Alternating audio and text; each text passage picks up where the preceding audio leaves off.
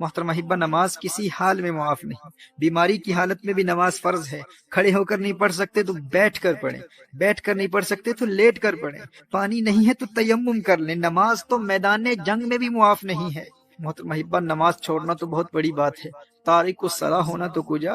ہمارے اسلاف تو اس تصور سے بھی ڈرتے تھے کہ کہیں نماز میں سستی کرنے والوں میں ان کا نام نہ لکھا جائے، یا نماز ضائع کرنے والوں میں ان کا شمار نہ ہو جائے۔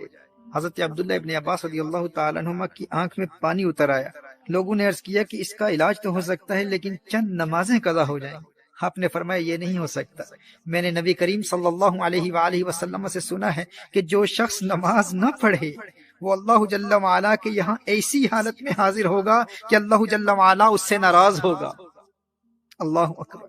کہا کہیں میرا اللہ ناراض نہ ہو جائے۔ حدیث شریف میں آتا ہے نا کہ من لقی اللہ وہو مودع للصلاۃ، جو اللہ جل وعلا سے یوں ملاقات کرے کہ وہ نماز کو ضائع کرنے والا ہو تو اللہ جل وعلا اس کی کسی نیکی کی پرواہ نہیں کرتا۔ وہ خود کو نیکوکار سمجھے گا کہ میری اور تو بہت نیکیاں ہیں، ٹھیک ہے میری نماز قضا ہو گئی تھی لیکن میں نیک تو ہوں، میں صدقات دیتا ہوں، میں نے مسجدیں بنائی ہیں، میں خدمت خلق بجا لاتا ہوں، میرے اخلاق اچھے ہیں، یعنی اس کی اور بے شمار نیکیاں ہوں گی۔ وہ روزے دار بھی ہوگا، اس نے حج بھی کیا ہوا ہوگا، وہ خدمت خلق بھی بجا لاتا ہوگا، صدقات بھی دیتا ہوگا۔ وہ کہے گا کہ میری اور بے شمار نیکیاں ہیں، میں ایک اچھا انسان ہوں، کبھی کسی پر ظلم نہیں کیا، میں نے کبھی کسی کو مارا نہیں ہے، میں نے کسی کو کوئی تکلیف نہیں پہنچائی۔ کہا کہ اگر وہ تارک الصلاح ہے، اگر اس کی نمازیں ضائع ہو جاتی ہیں، اگر وہ نمازیں قضا کرتا ہے تو اللہ جل وعلا کو قیامت کے روز اس کی کسی اور نیکی کی پرواہ نہیں ہوگی۔ یہ حضور اکرم صلی اللہ علیہ وسلم کی حدیث ہے۔ اور ایک حدیث شریف میں آتا ہے من ترک الصلاۃ لقی اللہ وہو علیہ غضبان۔ اللہ اکبر! کہا کہ جس نے نماز ترک کی قیامت کے روز وہ اللہ جل وعلا سے اس حال میں ملے گا کہ اللہ اس سے ناراض ہوگا اور اس سے اللہ کے غضب کا سامنا کرنا پڑے گا۔ محترم احبہ، نبی کریم صلی اللہ علیہ وآلہ وسلم نے ارشاد فرمایا کہ قیامت کے روز بندے سے سب سے پہلے اس کی نماز کے متعلق سوال ہوگا۔ اس سے پوچھا جائے گا نماز پڑھتا تھا کہ نہیں۔ اور ایک روایت میں ہے کہ وہ قیامت کے دن اس طرح آئے گا کہ اس کے چہرے پر 3 سطروں میں لکھا ہوگا۔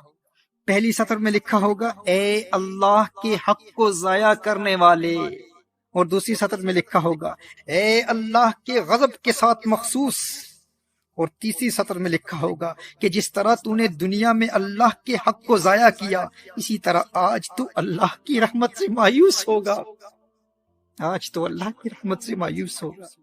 میں حضرت ابن عباس رضی اللہ تعالیٰ عنہما کے حوالے سے عرض کر رہا تھا کہ آنکھ میں پانی اتر آیا اور لوگوں نے عرض کیا کہ اس کا علاج یہ ہے کہ چند دنوں کی نمازیں قضا ہو جائیں گی۔ فرمایا یہ نہیں ہو سکتا، کیونکہ میں نے نبی کریم صلی اللہ علیہ وسلم سے سنا ہے کہ جو شخص نماز نہ پڑھے وہ اللہ جل وعلا کے یہاں ایسی حالت میں حاضر ہوگا کہ اللہ اس سے ناراض ہوگا۔ محترم احبہ، اگرچہ ان کے اس عذر کی وجہ سے نماز چھوڑنا ان کے لیے جائز تھا، وہ اس عذر کی وجہ سے ہرگز تارک الصلاۃ نہ ہوتے، لیکن انہیں اس بات کا خوف تھا کہ کہیں نماز ضائع کرنے والوں میں میرا شمار نہ ہو جائے۔ اور ایک روایت میں تو آیا ہے کہ انہیں کہا گیا کہ آپ کی نمازیں قضا نہیں ہوں گی، بس 5 دن زمین کے بجائے بلند لکڑی پر سجدہ کرنا ہوگا، یعنی زمین پر سجدہ نہیں کر پائیں گے، سجدہ کریں گے لیکن بلند لکڑی پر سجدہ کرنا ہوگا۔ تو حضرت عبداللہ ابن عباس رضی اللہ تعالیٰ عنہما نے ارشاد فرمایا 1 رکعت بھی اس طرح ادا نہیں کروں گا۔ میرے دوست، جسے سجدے کی لذت مل جائے وہ کہتا ہے کہ بھائی بینائی جاتی ہے تو جاتی رہے، لیکن ایک سجدے کی لذت سے جو روشنی اور بینائی دل کی آنکھ کو ملتی ہے اس کا مقابلہ و موازنہ ماتھے کی آنکھ کی روشنی سے کہاں کیا جا سکتا ہے۔ وہ ایک سجدہ جسے تو گراں سمجھتا ہے 1000 سجدوں سے دیتا ہے آدمی کو نجات۔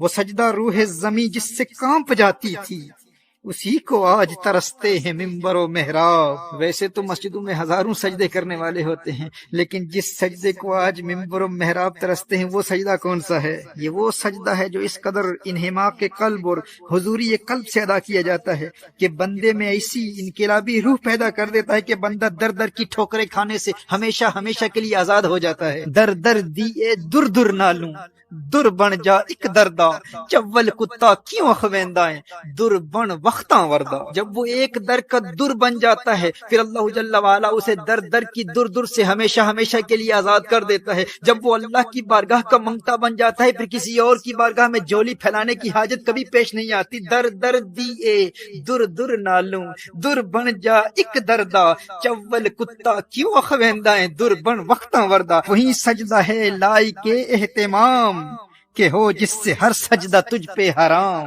وہی سجدہ ہے لائق اہتمام کہ ہو جس سے ہر سجدہ تجھ پہ حرام۔